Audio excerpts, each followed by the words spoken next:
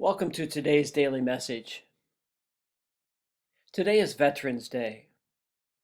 And so to give thanks and to honor our veterans, I want to offer this prayer for our veterans. Let us pray. Dear Lord, today we honor our veterans, worthy men and women who gave their best when they were called upon to serve and protect their country.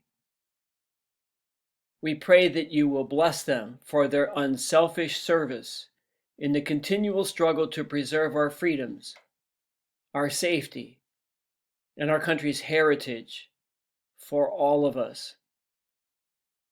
Bless them abundantly for the hardships they faced, for the sacrifices they made, for their many different contributions to America's victories over tyranny and oppression. We respect them, we thank them, we honor them, we are proud of them. We pray that you will watch over these special people and bless them with peace and happiness. Amen.